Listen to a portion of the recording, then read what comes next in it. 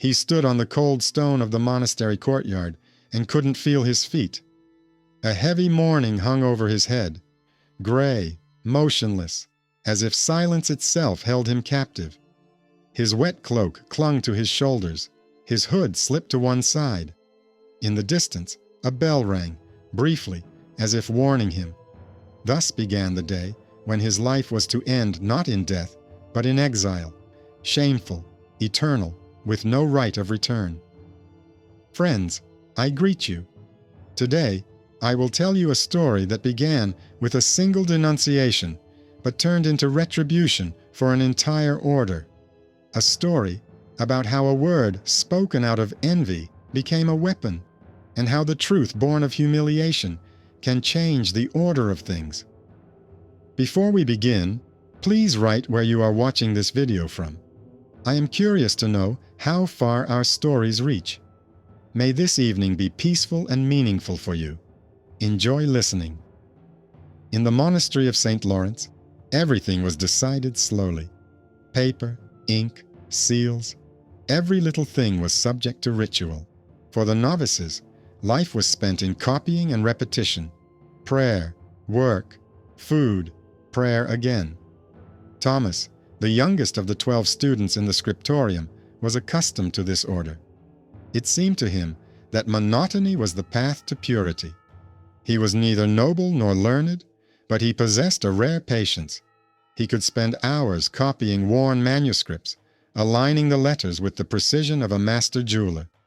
His older brothers joked that he saw music in the ink. His senior brother in the order, Father Rayner, was a man of a different disposition. Authoritative, quick to make decisions, the abbot's favorite. It was said that Rayner had a patron in the chapter outside the monastery, a man to whom all the local clergy looked up. Thomas respected him, but kept his distance.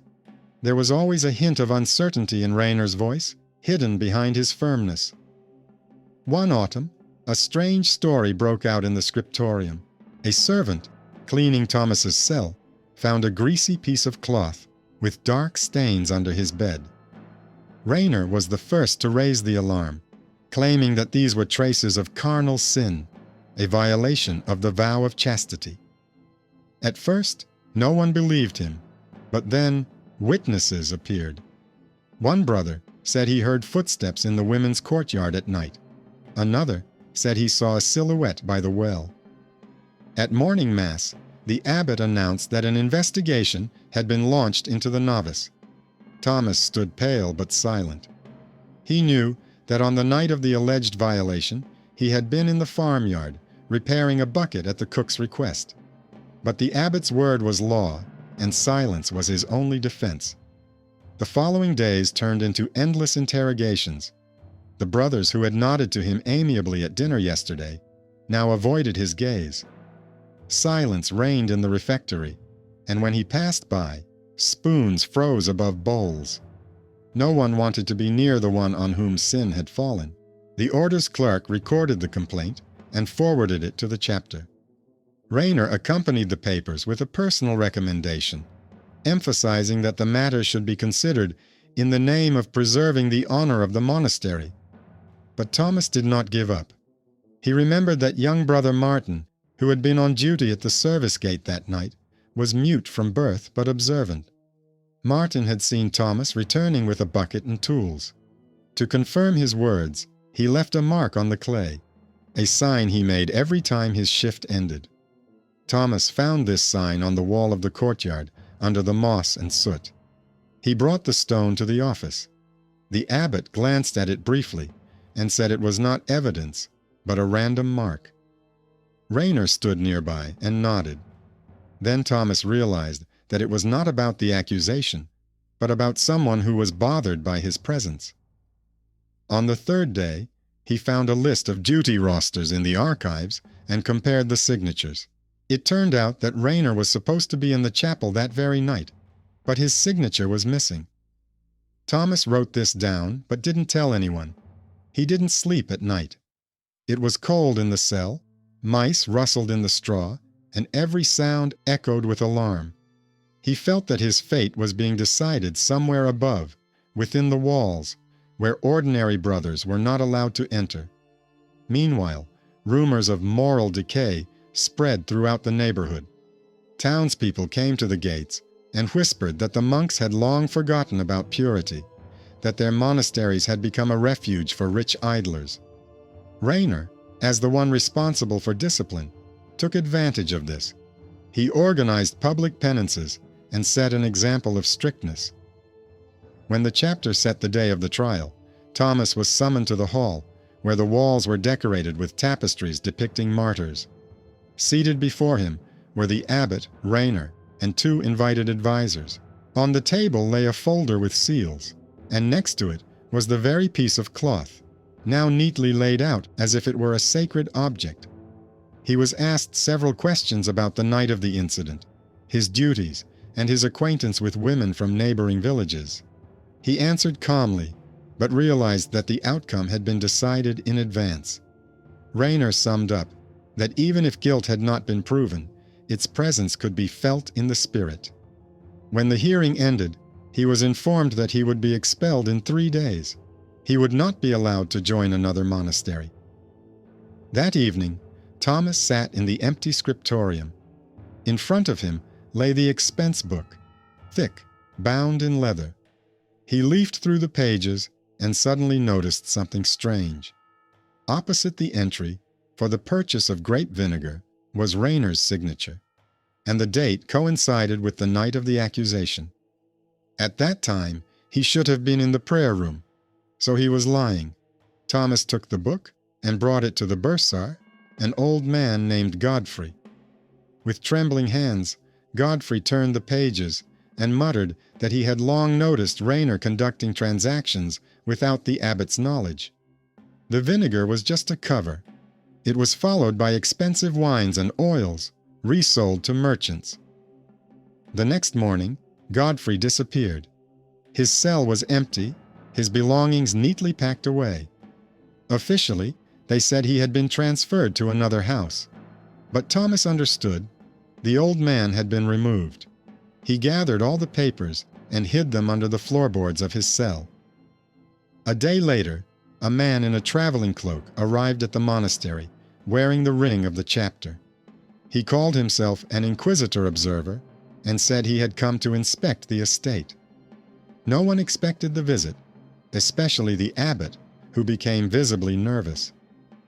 Rainer greeted the guest coldly but politely. Thomas watched from behind a column as the inquisitor inspected the barns and books. In the evening, he approached him and told him about the false records. The inquisitor listened but did not respond, only asking him to bring evidence by morning. During the night, footsteps were heard in the corridor. Thomas's cell was broken into and the papers disappeared. At dawn, he was taken out into the courtyard and told that new evidence had been found, a letter in which he allegedly confessed his sin and asked for forgiveness. The handwriting was similar, but it was not his. A crowd of monks gathered at the gate. The abbot gave a speech about purity and betrayal. Thomas stood with his head bowed until the inquisitor intervened. He said that before passing sentence, he had to check the handwriting against documents from the archives. Rainer tried to object, but the guest insisted. When they left, Thomas realized this was his last chance. He remembered that on one of the documents, Rainer had written the same date by hand, but with a different pen, a rare one with a metal tip. The handwriting matched the forgery. By noon, the inquisitor returned with the papers. The hall was silent. He announced that the letter was a forgery. The handwriting belonged to Rainer's father. The abbot turned pale. Rainer rushed to deny it, saying that he had been slandered, that Thomas had arranged everything himself.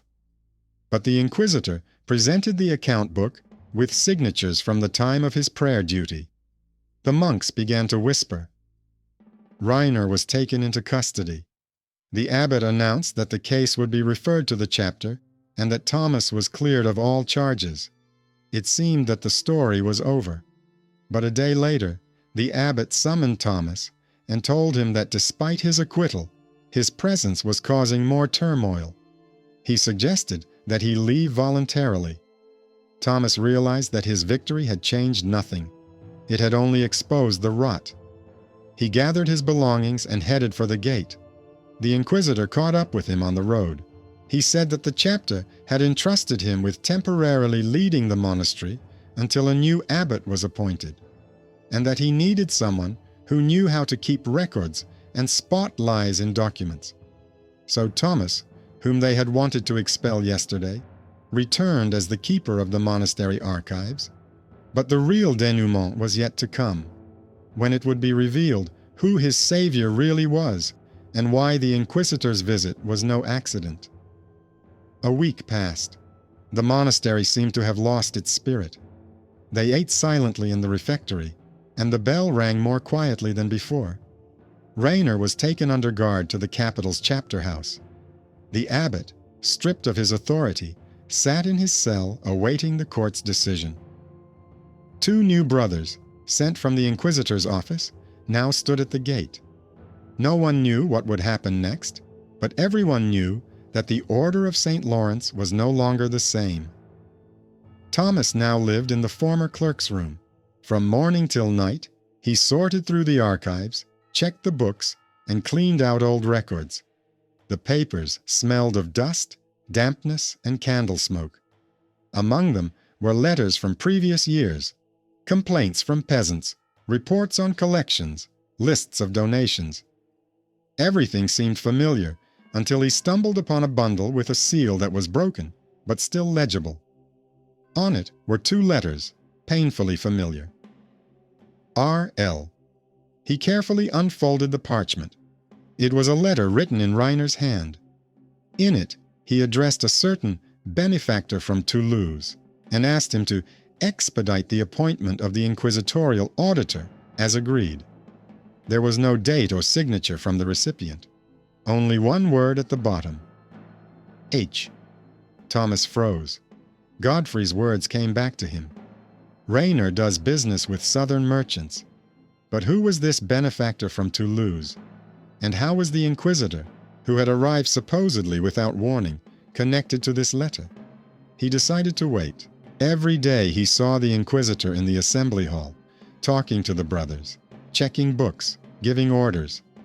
Thomas noticed that the guest avoided direct eye contact, as if he knew something but didn't want to say. One evening, the inquisitor asked him to bring old documents about land disputes. Thomas brought the bundle and noticed an open book of the chapter on the table. In the margins was a note.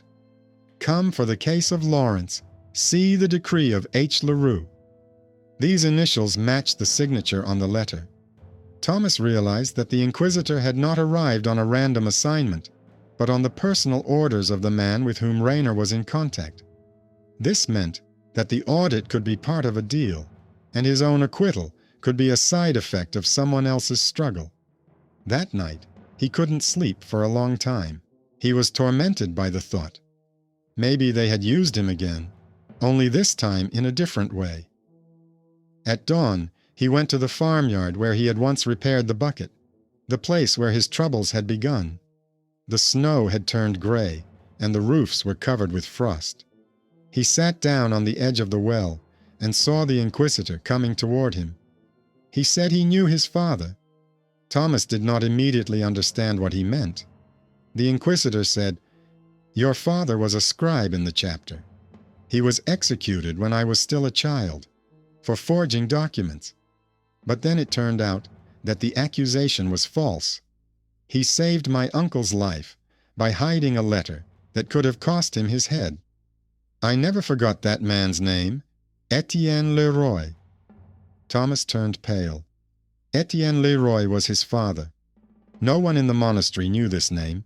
He had come here under the name of Thomas of Saint-Val. The inquisitor took a parchment from his bosom. On it was written, "Novice Thomas, son of Etienne Leroux, former scribe of the chapter, recommended for training in the order." The signature was the same, H. Leroux. The inquisitor looked straight at him. "I am not Rainer's benefactor. I was his enemy. He traded lists of those admitted to the tonsure, selling places for money. He tried to cross out your name when he found out whose son you were. That's why he came up with the accusation." Thomas was silent. The words cut into his memory.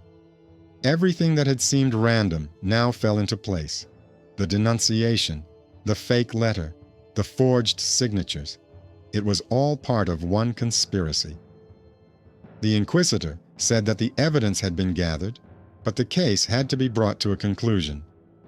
Rayner was being tried not only for lying, but also for embezzlement, and that the chapter demanded a review of the entire management structure. In the days that followed, Thomas helped compile the report. They worked through the night, checking records, seals, and signatures. For the first time, he saw how numbers and dates could be turned into weapons. Not swords or whips, but lines of ink on which destinies depended. A month later, a courier arrived at the monastery with the archbishop's seal. The letter stated that the abbot was stepping down, and the inquisitor was appointed temporary rector of the order. Thomas was to become the archivist by decision of the chapter, as well as keep records of all receipts. This meant power, albeit modest, but real. Some of the brothers gave him a cold reception. They were used to seeing him as a victim, but now he had become a witness on whom much depended. But Thomas did not seek revenge. He simply did his job, accurately and calmly. In the spring, the former abbot died without ever seeing justice. Rayner was found guilty, defrocked, and sent to a remote shelter. It seemed that justice had prevailed. But Thomas felt that a shadow remained. One evening, he met the inquisitor again, now the rector. The rector said that his mission was complete and that he would be leaving tomorrow. He thanked Thomas for his steadfastness and said that his father would be proud. Thomas asked why he had done all this. The inquisitor replied simply, "Because a debt owed to the one who once saved my family's honor must be repaid, and because the order needs not the flawless, but the honest." After his departure, the monastery came to life. New brothers arrived, and old ones returned from other monasteries. People from the villages began to bring bread and milk again. Rumors of scandal died down. Thomas often went out into the courtyard in the mornings. The sun rose above the tower. The bell rang steadily.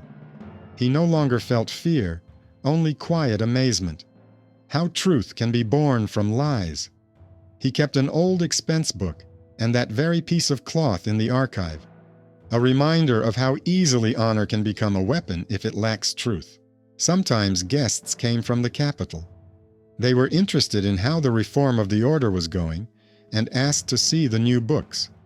One of them, a young scribe, asked Thomas if it was true that he had once been accused of sin. He replied, "It was a test, not a disgrace." He recorded these words in his report. Several years passed. Thomas became abbot. He was elected without intrigue, simply because there were no other candidates. He did not like power, but he respected order. His first decision was to abolish closed interrogations within the monastery. Now, every accusation was considered openly in front of everyone. He also introduced a new position, guardian of the purity of the vow, which he entrusted to the young brother Martin, the same mute who had once helped him with his sign on the wall. Martin was responsible for keeping track of all night shifts. Since then, there have been no more false accusations in the monastery. People from the surrounding area said that St. Lawrence had been reborn. One day, Thomas received a letter. It bore the same seal as Rayner's old message, but now the signature was different. The letter said, "May the memory of those who were mistaken become a support for those who seek the truth." Signed, H. LaRue. Thomas held the letter in his hands for a long time. He knew that his old patron now held the position of advisor to the archbishop. They had not seen each other since they parted ways. But this letter was enough to understand that their connection was not just gratitude, but something more. He walked over to the window. Outside, snow was falling quietly. White flakes settled on the roofs, the courtyard, and the well where the condemned novice had once stood. Now this courtyard was a place for meetings and study. There, the brothers copied manuscripts, children from the village brought water, and nuns from a nearby shelter learned to read. He looked at all this and felt that the evil that had once been done could not be erased, but it could be transformed, like an ink mistake, if you notice it in time and rewrite the line. In the evening, he lit a candle and opened the old parchment with the notes about his father. Under the signature of Etienne Leroy, he added a few words. Truth does not belong to the strong. It is born in those who do not give up. He dated it the 8th day of February, in the year of our Lord, 1492. The candle went out. Only the smell of wax and a feeling of peace remained in the darkness. Thus ended the story of the novice whom they wanted to expel. But in the end, it was the lie that was expelled. His life proved that even in a world where words weigh more than swords, it is possible to defend one's honor without renouncing one's conscience. And if you listen to the end, write what you think about this story. Do you believe that justice is possible without the sword, only by the power of facts and words? I would be interested to read your thoughts. Take care, and see you in the next story. After winter came a warm spring. For the first time in many years, the fields around the monastery were covered with greenery. People returned to the land and stopped being afraid to go to the monks for advice and help. The new order, established by Thomas, turned out to be simple: less fear, more accountability. All decisions were recorded in writing, and any punishments were announced openly. At first, the brothers were puzzled. Why was this necessary? Did faith need paper? But soon they understood. It was not paper that protected them, but transparency. No one could hide slander behind a seal or a courtier's word anymore. Thomas rarely thought about the past, but sometimes in his dreams he saw that first night, the bucket, the cold courtyard, the piece of cloth under the bed. He would wake up, sit down at the table, and write a few lines in his diary.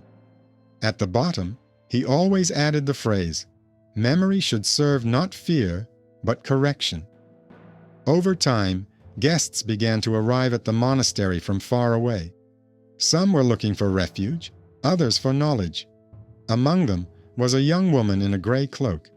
She brought a letter with a wax seal and asked to meet with the abbot. Thomas received her in the library. She introduced herself as Anne de Leroy, the niece of the inquisitor himself. She had come on behalf of the council to give the monastery copies of old archives concerning their family. She said that after the reform of the order, the chapter had decided to open a writing school for children from poor families so that no talent would be lost because of their origin. This was a proposal made by the inquisitor, which was approved after his death. Anna handed Thomas a thin folder with parchments. Among them, he found one page, a personal will. If truth requires a witness, seek him not among the noble, but among those who are silent but keep silent.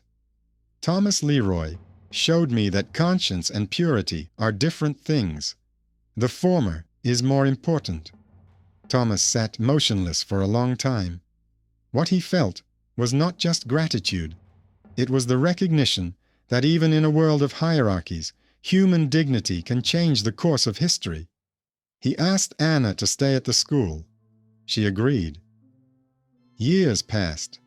Under her leadership, the school became a place where students from all over the region flocked. Some learned to read, others to copy manuscripts, and still others to interpret Latin texts. But everyone knew that the abbot demanded not obedience, but understanding. Thomas watched them and sometimes smiled. He understood that true power was not about giving orders, but about imparting knowledge. When he turned 60, he began to be called Elder Lavrenti. In those years, Disputes between the clergy and city councils began again in neighboring lands. Some wanted to restore the monasteries to their former power, while others wanted to take away their lands. Envoys came to him, asking him to sign petitions and support one side or the other. He always responded in the same way. The order must neither defend wealth nor destroy power. Its task is to preserve the truth. Some considered him naive, but time proved that his words would endure. When the plague came, St. Lawrence's monastery did not close its gates. Thomas ordered that the sick be taken in, the peasants be fed, and the dead be buried without charge. People from the surrounding villages brought bread and medicine. No one asked who owed what to whom. Anna de Leroy then took charge of the school and turned it into a shelter. Monks and novices cared for the children. Thomas himself was the last to fall ill. He was found in the library, sitting at a table with a pen in his hand. In front of him lay a blank page on which he had managed to write only, "If anyone reads this, let them know that the truth cannot be taken away." He was buried in the courtyard, by the well, near the old stone marked with Martin's name. People began to come there just to sit in silence. Over the years, the sight of his grave became a symbol not of punishment, but of purification. On the day of St. Lawrence's commemoration, the brothers hung a white cloth over the gate, a sign not of repentance, but of honesty. 100 years later, chroniclers wrote, "The monastery of St. Lawrence became known not for its wealth, but for its order. It was said that its walls remembered not the names of sinners, but those who were not afraid to tell the truth." Now, centuries later, this story sounds like a legend. But when you read the monastery records, you see that it all really happened. It was then that the idea arose that accusation without proof is a sin against the truth. Later, this practice gave rise to the rules of monastic courts throughout Europe. Thomas Leroy remained in the chronicles as the son of a scribe and guardian of purity, although he did not belong to any noble family. His name appears on documents from different years, neat handwriting, straight lines, without embellishment. Scientists find a peculiarity in this handwriting, a slight elongation of the letters T and L. They say that this is the handwriting of a person who is not in a hurry and is not afraid of the emptiness between the lines. Perhaps this is why his story survived an era when orders disappeared and their books were burned. In one of the later lists, a short phrase is written in the margins. He proved that a shrine without a conscience is an empty shell. And if you have listened to these lines, then you feel the same way Thomas once felt. Sometimes justice does not come loudly. It comes quietly, in the form of a hand that takes a document out of the dust and says, "Here is the truth." Every time we see a lie, it is important to remember that anyone, even the most inconspicuous person, can become a guardian of the truth. Thank you for staying with me until the end of this story. Write down how you felt. Was this story more about faith, honor, or ordinary human resilience for you? I would be interested to know. Cherish the light within you, and until we meet again.